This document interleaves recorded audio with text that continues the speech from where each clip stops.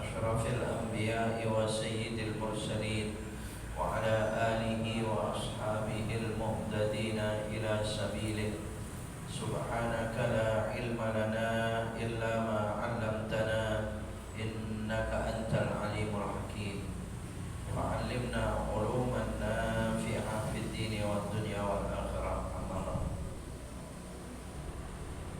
Hadirin hadirat bapak-bapak, saudara-saudara sekalian, para jamaah Masjid Jami' Riyadhus Shalihin, jamaah salatul maghrib wa ta'lim, wabil khusus para alim ulama, para asatidah, para muallimin, mudarrisin, segenap tokoh masyarakat dan sepuh masyarakat sekitarnya, wabil khusus yang ikut hadir bersama-sama yang saya hormati, saya muliakan, wabil khusus segenap takmir dan pengurus Masjid Jami' Riyadhus Shalihin, bapak-bapak, saudara-saudara sekalian, semua yang hadir pada malam ini di tempat yang mulia ini. InsyaAllah kita semua hamba-hamba Allah yang senantiasa dirahmati, diridhai, dicintai, dimuliakan oleh Allah Subhanahu wa ta'ala. Amin. Allahumma amin. Langsung saja kita melanjutkan kajian kita, kitab Irsyadul Ibad, yang saya mengulang sedikit dari hadis terakhir pada pertemuan sebelumnya, yakni hadis Senin yang lalu di halaman 3 paling bawah, karena sepertinya di halaman berikutnya jika memasuki kepada hukiyah itu ada cerita, itu cukup panjang. Wallahu a'lam dengan waktunya. Ya, jika mungkin malam ini agak lewat dari adzan Isya, mohon maaf, tangguh ya, harus selesai karena sampai setengah halaman itu. Sampai setengah halaman itu satu kisah, satu cerita. Bismillahirrahmanirrahim. Wa Abu Ya'la an Abi Bakr As-Siddiq radhiyallahu anhu. Dari Abu Ya'la, Abu Bakar As-Siddiq radhiyallahu anhu, wa an dzurriyyatihi, dan dari dzurriyyahnya. Nabi bersabda, "Alaikum bila ilaha illallah." Tetaplah kalian dengan kalimat la ilaha illallah, wal istighfari, dan dengan istighfar. Ini sudah kita kaji sebelumnya sedikit. Wa aktsiru minhuma, dan perbanyaklah membaca dari keduanya, yakni la ilaha illallah dan istighfar. Astagfirullah, astagfirullah, dengan bentuk dan macamnya. Kalau kalimat tauhid itu kan cuma sedikit ya, kalimatnya, bentuknya, macamnya itu. La ilaha illallah adanya nanti la ilaha illa anta, la ilaha illa huwa. Ya, pasti la ilaha illallah, la ilaha depannya Pak. Atau la ilaha ghairuka. Kalau Allah sendiri mengatakan la ilaha ghairi, ya la ilaha semua. Fa inna iblisa, karena sesungguhnya iblis, kata Nabi, qala, iblis itu mengatakan, ahlaktun nasa bid-dunubi, saya merusak manusia, membinasakan banyak manusia itu dengan dosa-dosa. Asal kena itu manusia digoda dengan dosa, ya rusak. Nah itulah senjataku, kata iblis. Senjatanya iblis itu bagaimana supaya kita ini suka dengan dosa itu. Makanya hampir semua dosa itu menarik. Ya, coba dosa mana yang tidak menarik Pak rasanya? Iya kan? Pokoknya sesuai dengan hadis Nabi yang lain, neraka itu dilingkari dengan hal-hal yang menarik, sedangkan surga dilingkari dengan hal-hal yang tidak kita sukai, berat, males, segan, enggan, ya. Wa ahlakuni, tetapi mereka manusia merusakku, membinasakanku, kata iblis, bila ilaha illallah, dengan kalimat la ilaha illallah, wa bil istighfari, dan dengan istighfar. Kalau Kalau kita baca la ilaha illallah dan kita beristighfar, iblis yang binasa. Kalau kita tidak baca la ilaha illallah dan istighfar, oh hati-hati, lemah kita apa? Karena lihat ayat sebelumnya, jaddidu imanakum bila ilaha illallah. Perbaiki atau perbaharui terus iman kalian dengan la ilaha illallah. Sedangkan yang bisa kuat melawan menghadapi iblis itu iman. Iman bisa kuat dengan la ilaha illallah. Nah, kalau kita tidak mau membaca la ilaha illallah atau mungkin sedikit, ya sudah bisa lemah kita dan mudah sekali bagi iblis untuk membinasakan kita. Alhamdulillah. Makanya coba itu berapa kali kemarin itu 100 kali itu ya 100 kali. Dan kalau kepada Nabi Musa itu seberat langit bumi dan isinya, lebih berat la ilaha illallah. Falamma ra'aitu dzalika, nah ini dia iblis. Maka setelah saya melihat hal demikian, tahu senjata untuk membinasakan, melemahkan saya, kata iblis, yaitu dengan la ilaha illallah dan istighfar. Falamma ra'aitu dzalika ahlaktuhum bil ahwa. Maka senjatanya iblis itu adalah ahlaktuhum, aku akan membinasakan mereka itu bil ahwa, dengan hawa nafsu. Nah ini hawa nafsu, makanya sumber daripada kerusakan-kerusakan. Musuh kita yang paling berat itu hawa nafsu. Karena salah satunya bisa melemahkan pergerakan hawa nafsu dalam tubuh kita dengan puasa. Makanya hampir dalam 1 tahun dari bulan ke bulan itu pasti ada perintah puasa. Ya, kalau nggak Senin Kamis, apalagi ke Daudnya, apalagi nanti Dzulhijjah dengan Arafahnya, Tarwiyahnya, ada apalagi Ramadan ya. Ya, karena dhayyiqu majariyahu bil ju', sempitkan gerakan syaitan di dalam tubuh kita itu dengan lapar. Wa hum yahsabuna annahum muhtadun. Nah, ini Pak. Saya ingin ulang membahasnya dalam bahasa ini.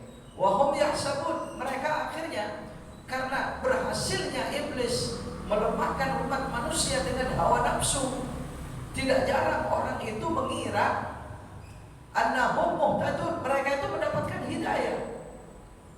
Mereka mendapatkan petunjuk, padahal petunjuk iblis dikiranya itu dari Allah. Bayangkan, yang artinya lagi mereka melakukan kesalahan itu dikira benar. Batil yang mereka lakukan itu dikiranya hak. Mungkarat yang mereka lakukan itu dikiranya itu perintah Allah. Ini Pak, kebaliknya semacam itu. Wahum yahsabuna annahum muhtadun. Mereka mengira mereka itu mendapatkan hidayah dari Allah. Berapa banyak selama ini Pak orang mengaku nabi itu, kenapa itu? Iya, karena terbalik kan. Iya, itu hidayah itu yang dia merasa wahyu dari Allah, itu masih dari iblis. Masa cuma naik ke gunung, kebetulan ada penginapan barangkali di gunung itu, nginap dia seminggu 2 minggu, kemudian rupanya ada dapat bisikan di gunung itu, turun-turun mengaku sebagai nabi. Kira-kira bisikan apa itu? Iblis, bisikan syaitan Pak. Ya Allah, wahum yahsabuna annahum muhtadun. Ada lagi kadang-kadang bukan itu Pak, tetapi mengerti sebenarnya kalau itu salah, tetapi karena lemahnya hawa nafsu tadi itu, karena kuatnya hawa nafsu yang melemahkan iman, keberhasilan syaitan juga, ya akhirnya dijalankan juga. Berapa banyak orang yang tahu dosa tapi diterusin itu? Ada yang begini Pak. Orang berjudi itu tidak semuanya nggak tahu kalau hukumnya judi itu haram. Ada yang tahu. Iya, tapi karena hawa nafsunya yang di depan, apa? Dia bilang kalau menang lumayan, begitu kan? Iya, karena kalau menang lumayan, hantam. Nah, ini namanya merusak syaitan. Cara syaitan merusak dengan hawa nafsu. Makanya maksudnya sekalian tentang hawa nafsu, saya pernah baca. Pada saat hawa nafsu itu diciptakan oleh Allah Subhanahu wa taala dahulu, itu di alam azali, itu itu diciptakan oleh Allah dan termasuk berbarengan dengan diciptakannya akal. Akal itu kan khusus kita manusia yang sempurna. Ya pokoknya Allah ciptakan akal atau pikiran. Binatang juga punya, tapi tidak sesempurna kita. Itu mereka itu berada di antara surga dan neraka. Di hadapan mereka itu surga, di hadapan hawa nafsu itu surga, di hadapan akal itu surga, di belakangnya neraka. Walau entah ada di sebelah mana, dipanggil oleh Allah Subhanahu wa ta'ala.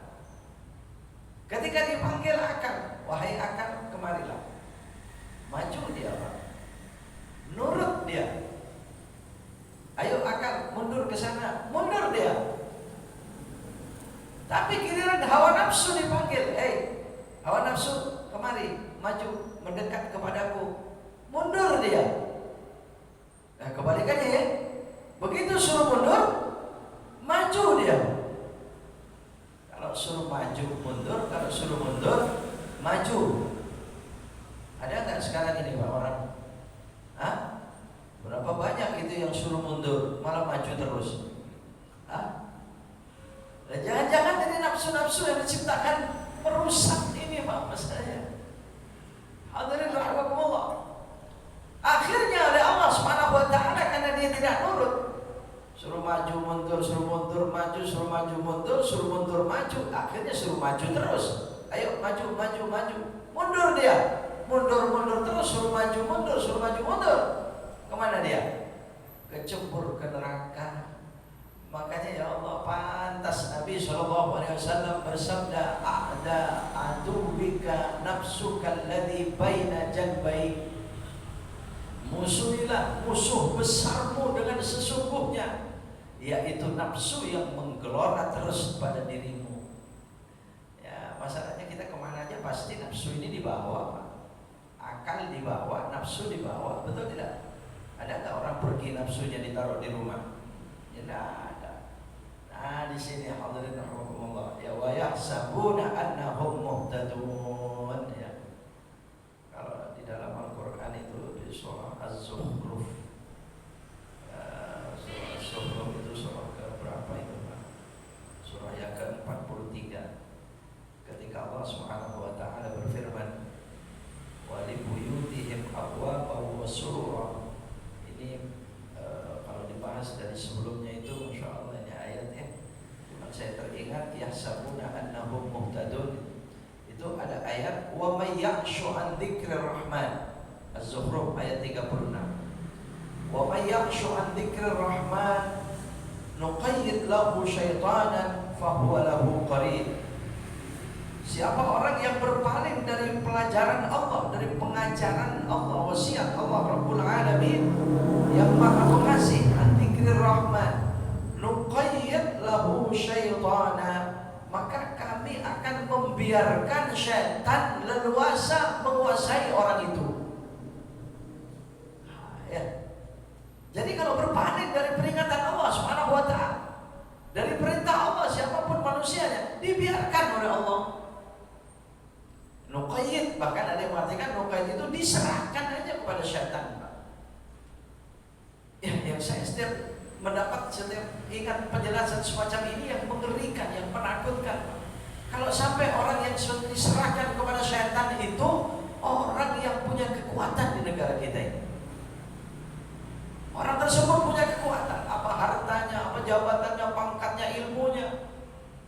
Dia kuat dia, tapi oleh Allah diserahkan kepada syaitan dia. Terus dia memimpin, Pak. Atau dia menjadi orang kuat di suatu negara. Kira-kira kekuatannya digunakan untuk apa?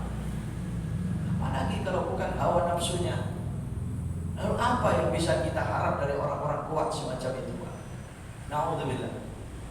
Hadirin rahimahullah. Qayyid lahu syaitanan fahuwa lahu qarin. Maka akhirnya syaitan itu selalu menjadi kawan dekatnya, menjadi karibnya. Qarin itu kawan dekat, akrab dia dengan syaitan, akrab dengan syaitan, akrab dengan syaitan. Coba bayangkan, Pak. Allah, makanya kita bersyukur pada Allah Subhanahu wa ta'ala diselamatkan, diamankan oleh Allah, Pak. Apa ayat berikutnya? Wa in sabil. Akhirnya leluasalah syaitan itu menjadikan orang tersebut berpaling dari jalan yang benar. Melenceng dia, bengkok terus. Apa yang dilakukan itu nggak pernah tepat, nggak pernah benar. Bukan jalan-jalan yang benar yang mereka lakukan. Ya, wa innahum la yasuddunahum 'anis sabil. Apa yang terjadi? Seperti hadis Nabi tadi, wa yahsabuna annahum muhtadun. Akhirnya mereka itu mengira bahwasanya mereka itu mendapatkan hidayah. Ya, itu ini saya ini benar, kata siapa salah. Nggak mau dikritik, disalahkan, nggak mau. Ya, karena mereka mengira itu hidayah, padahal bukan.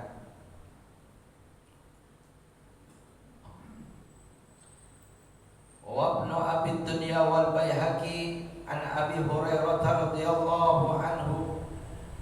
Menurut Ibnu Abi Dunya dari Al-Baihaqi, Imam Al-Baihaqi, an Abi Hurairah radhiyallahu taala anhu wa rahmatullahi alaihim, hadara malakul mauti.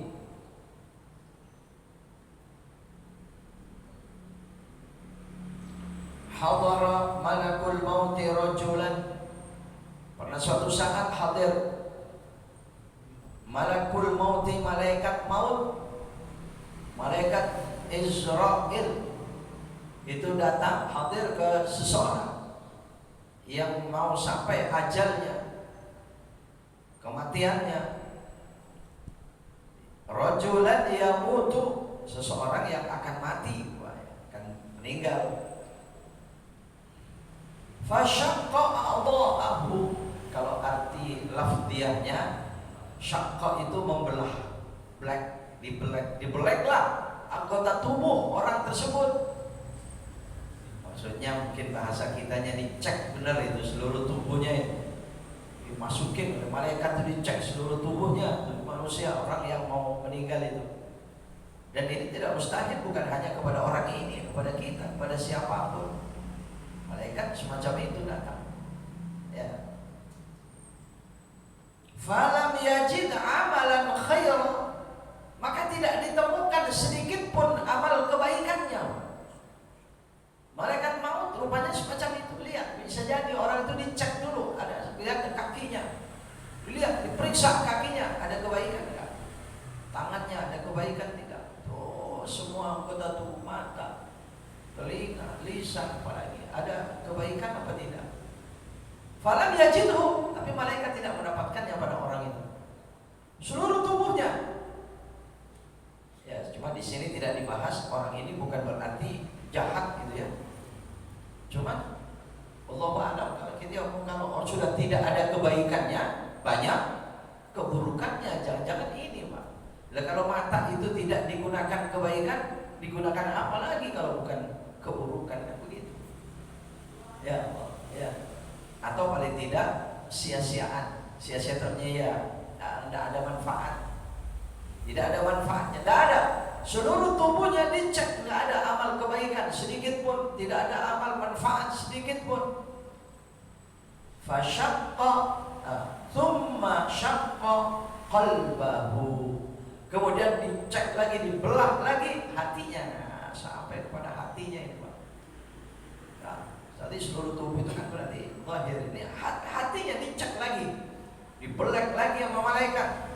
Masuk malaikat ke hati orang tersebut, falam yajid fihi khaira, tetap dia tidak mendapatkan kebaikan dalam hatinya. Ya Allah, ya Rabb, ya, tidak ada kebaikan dalam hatinya. Fafukka atau fafakka, fakka yafukku, fafakka lihyaihi. Lihyaihi ini Pak, apa namanya ini? Geraham, apa namanya? Kanan kiri di sini, Pak. Kalau ini lihyatun, ini ya dagu ya, ini dagu ya, dagu ini. Kalau kanan kiri ini apa namanya, Pak? Kalau giginya kan geraham ya. Tapi maksudnya memang di tempat di gigi geraham paling dalam itu. Nah, fakka itu dia dibelek, Pak, dilepas, fakka ya fuku itu ya. Kalau orang Arab itu kalau mengatakan suruh lepas, kita pegang, kemudian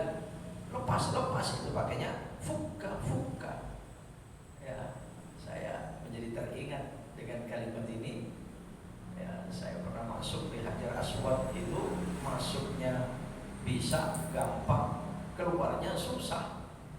Pas di pojok Ka'bah di Hajar Aswad, tepat di dada saya, didorong dari belakang orang sebanyak itu. Wah, rasanya udah hilang itu kekuatan saya itu pada saat akhirnya saya pegang kaki polis askar yang berada di atas Hajar Aswad itu, saya pegang kakinya.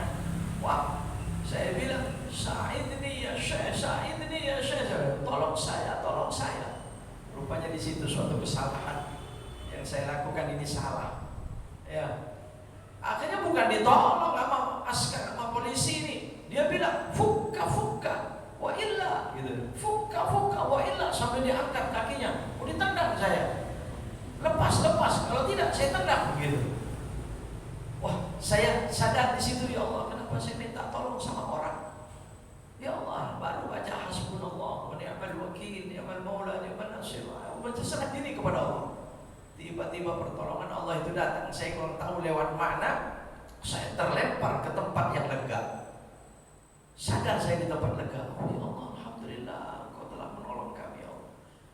Akhirnya, di situ ada pelajaran. Makanya sebagaimana anaknya Nabi Nuh diminta supaya taat kepada Allah, naik ke kapal, dia mau naik ke gunung. Berarti dia kan i'tisamnya, berpegang teguhnya, minta tolongnya sama gunung, begitu kan? Salah, akhirnya karam dia.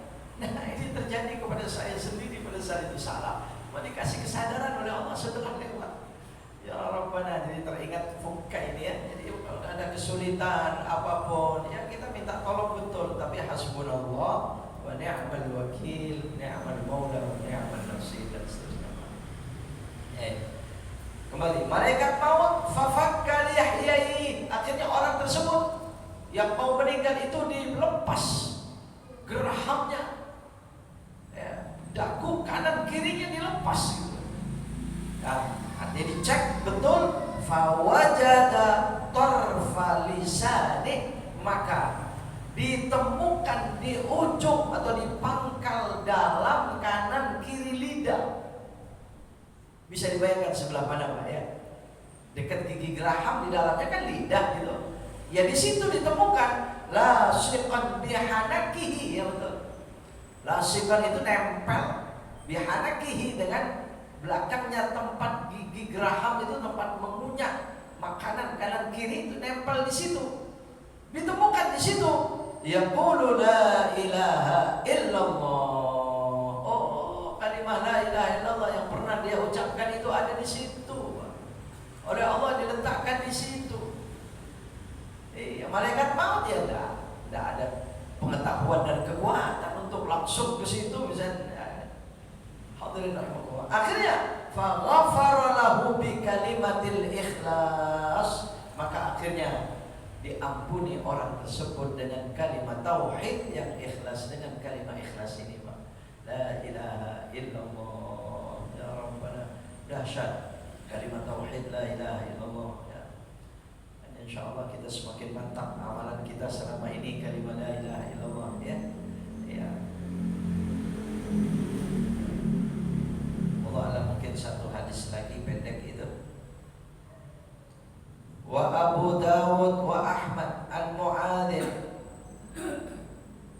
Menurut Imam Abu Dawud wa Ahmad rahmatullah alaihima al-Mu'adzin radhiyallahu anhu, dari sahabat Mu'adz bin Jabal radhiyallahu anhu, Nabi bersabda, man kana akhiru kalamihi la ilaha illallah dakhala al-jannah. Man kana, maka barang siapa orang, kana yang adanya orang tersebut, akhirul kalamihi, di akhir perkataannya la ilaha illallah, yaitu kalimat la ilaha illallah, dakhala al-jannah, dia pasti masuk surga. Di sini yang kita harap saudara sekalian, kalau kita selalu memohon ya Allah biha, ya Allah biha, ya Allah bi husnil khatimah. Biha itu maksudnya bila ilaha illallah, dengan kalimat la ilaha illallah, ya Allah ada husnul khatimah. Ya ini Pak.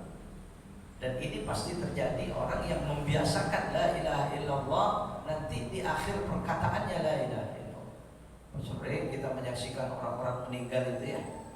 Iya, dengan kalimat la ilaha illallah hilang. Ya, nafasnya itu bahkan dalam Masya Allah itu dalam ya kita Masya Allah apa nah irsyaduna Masya Allah bukan irsyadul ibad ya ini dijelaskan ada orang mau meninggal. Ada orang mau meninggal seperti tadi itu ada orang meninggal. Nah itu maksud sekalian ini malaikat mau mencabut rohnya itu kesulitan. Kayak gini ya.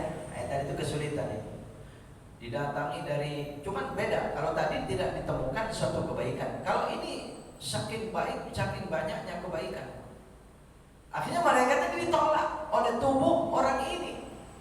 Datang dari kakinya melangkahkan kaki selalu ke masjid, nggak mau malaikat, ditolak itu, diusir malaikat ya. Nah, kenapa? Kakinya melangkah kepada kebaikan-kebaikan, dari tangannya berbuat kebaikan, wajahnya tidak dapat, semua matanya semua menolak, telinganya kenapa? Karena dipakai kebaikan semua. Matanya mata ibadah, telinganya telinga ibadah, lisannya apalagi tangan, kakinya, perut, pikirannya, wah penuh dengan ibadah. Tapi kesulitan malaikat ini bagaimana ini? Karena malaikat itu tidak mau menyiksa sebenarnya orang-orang yang ahli membaca la ilaha illallah pada saat dicabutnya ruh. Akhirnya lapor kepada Allah Subhanahu wa taala, ya Rabb, ada seorang hambamu saya datangi untuk mencabut nyawanya agar ya, tidak bisa ya Allah, dari kaki tidak bisa, dari telapak tangan tidak bisa, banyak ibadah-ibadahnya semua mengusir saya. Akhirnya apa kata Allah Subhanahu wa taala? Suruh tulis kalimat la ilaha illallah di telapak tangan malaikat Israel, malaikat Israel, supaya ditulis kalimat la ilaha illallah. Kemudian suruh perlihatkan kepada orang ini yang sedang sakaratil maut. Akhirnya datanglah, diperlihatkan kalimat la ilaha illallah Muhammadur Rasulullah. Begitu diperlihatkan kepada dia, maka orang ini merasakan suatu kenikmatan yang sangat tinggi, nikmat sekali. Nah, dengan kenikmatan yang tinggi itulah rohnya keluar dengan mudah, khurujur ruh min jasadi. Jadi begitu mudah. Makanya orang kadang-kadang suka ada kalau orang meninggal itu raut wajahnya itu ceria. Ada yang kadang-kadang ya ceria, orang kadang-kadang senyum, senyum. Wah, alam mungkin itu. Karena diceritakan lagi orang sakaratil maut itu bisa jadi malaikat menampakkan sayap kirinya neraka, sayap kanannya surga. Mana yang dia lihat? Ya kalau orang tersebut berdosa masih diperlihatkan siksa neraka. Dan kalau pada saat itu dicabutnya rohnya, wajahnya menakutkan. Dengan teriakannya kadang-kadang, oh ya, Masya Allah ya, seperti yang pernah saya ceritakan. Nah, orang meninggalnya itu teriakannya persis suara kambing. Oh ternyata pada waktu hidupnya asal hari Jumat, orang-orang pergi Jumatan dia angon kambing. Ya, begitu sakaratil maut rupanya ditampakkan oleh Allah Subhanahu wa taala kepada anak cucunya. Karena menakutkan, wajahnya serem, mukanya serem, bunyinya, suaranya semacam itu. Suara kambing itu tinggal. Gak ada yang nungguin itu sakaratil mautnya. Oh ya Allah, betapa hinanya ya. Akhirnya mestinya sakaratil maut itu ditalkin, mestinya sakaratil maut itu dibacakan Yasin dan sebagainya. Ditinggal, takut semua itu, anak cucunya takut. Udah meninggal sendiri. Dan ketika ya dimandikan, ini Allah ya, kalau kita menceritakan aib-aib orang meninggal itu kan gak boleh ya sebenarnya. Ya, aib orang meninggal, tapi kalau kita tahu di mana dia atau siapa dia, itu artinya kita menceritakan aib yang dilarang. Tapi ini sebaliknya dari kisah ini, ya, iktibar, pelajaran, nasihat. Man kana akhiru kalamihi la ilaha illallah dakhala al-jannah. Siapa orang yang akhir perkataannya itu la ilaha illallah, dia pasti masuk surga. Bagaimana caranya? Mari kita biasakan. Pada saat sehat kita ini membiasakan memperbanyak la ilaha illallah. Insyaallah nanti ketika sakaratul maut kita sakit itu ya biasa la ilaha illallah. Kan kalau kita dalam situasi mendesak Pak, ketakutan atau mungkin ya mendesak apa di hadapannya Pak, atau mungkin sedih atau mungkin itu kan tergantung apa yang biasa dia baca pada saat sehat. Betul tidak? Orang kaget aja tergantung apa yang dia ngomong pada saat sehatnya Pak, atau mungkin pikirannya apa itu. Begitu kaget itu ya itu yang diomong. Betul tidak? Pas kaget apa kadang-kadang ngomong apa itu orang itu aja. Hah?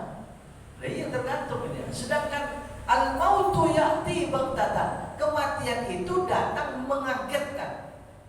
Sekonyong-konyong tiba-tiba. Walaupun orang itu sakit sekian lama.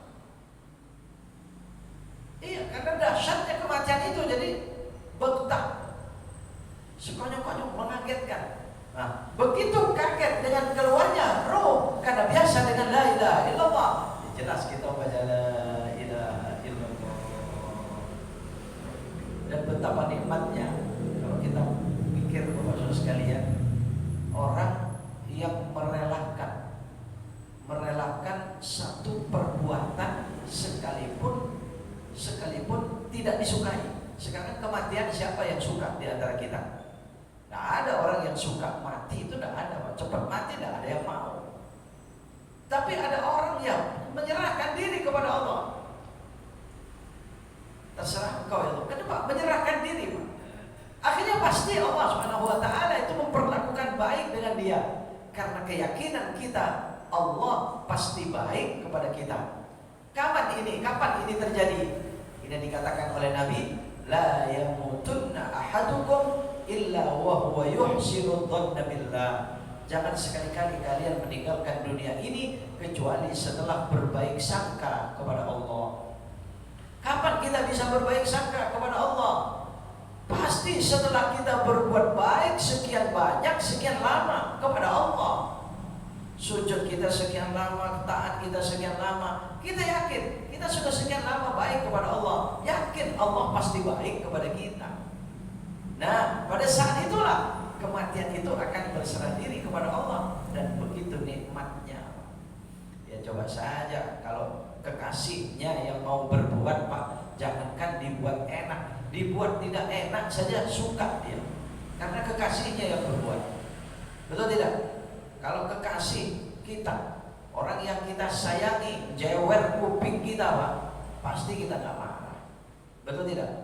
Coba kalau orang yang kita benci jewer kuping kita, apa yang kita lakukan? Hah? Membalas lebih, barangkali dicopot kupingnya orang itu. Ya.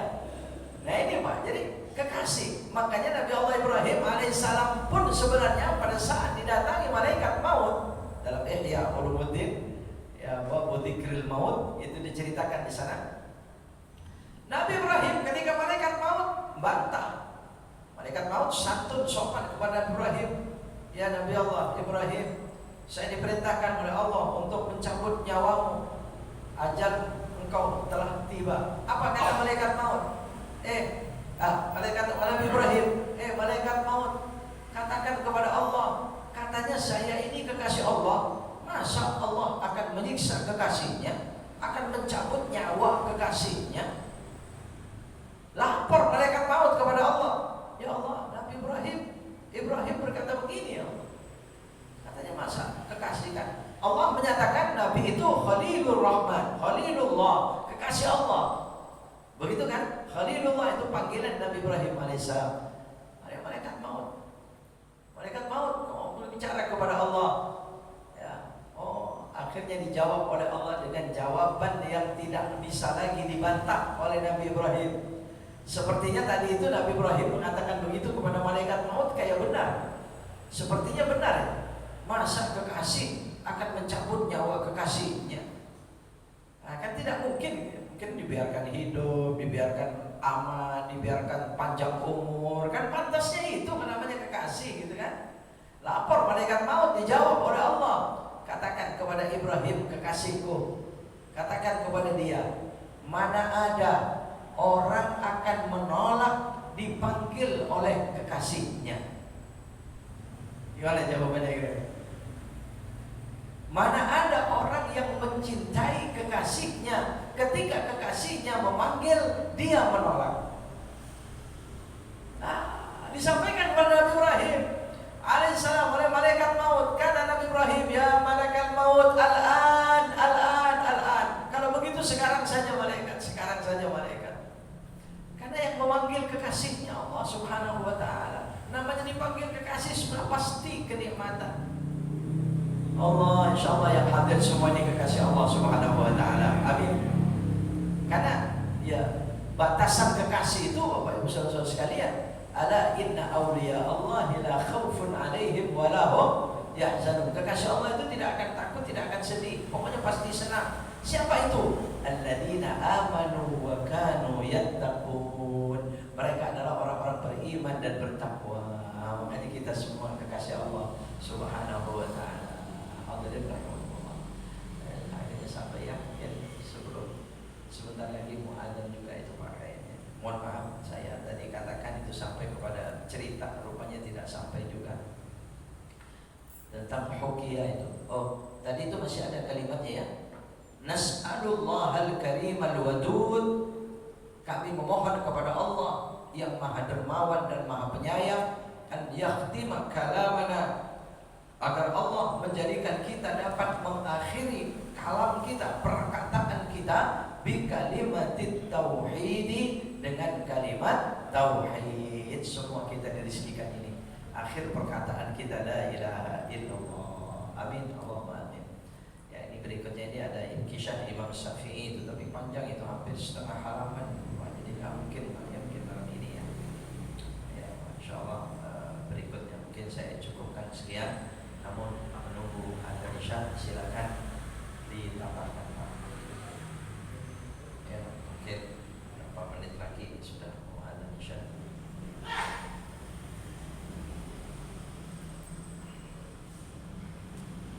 Ya, sekarang ini di sini saya ini 3 menit lagi.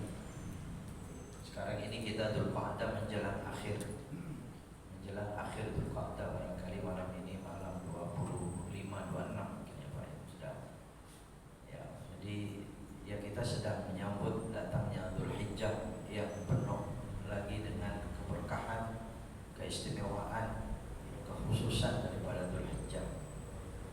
Pertemuan besok akan datang hari Rabu, malam Kamis itu kosong ya, saja. Kemudian Senin malam Selasa pun itu pas kosong. Ketemunya Rabu depannya lagi, insyaallah semacam itu. Jadi bukan Rabu besok tapi Rabu depan. Itu sudah mungkin 3 hari lagi. Hari Seninnya sudah Idul Adha. Jadi bukan lagi menyambut kita ya, ini sudah masuk di Dzulhijjah. Maka Bapak Saudara sekalian, rahimakumullah, ya mari kita niatkan kepada Allah Subhanahu wa ta'ala, kita mohon kekuatan lahir batin bisa meningkatkan ibadah kita di Dzulhijjah, seperti puasanya memperbanyak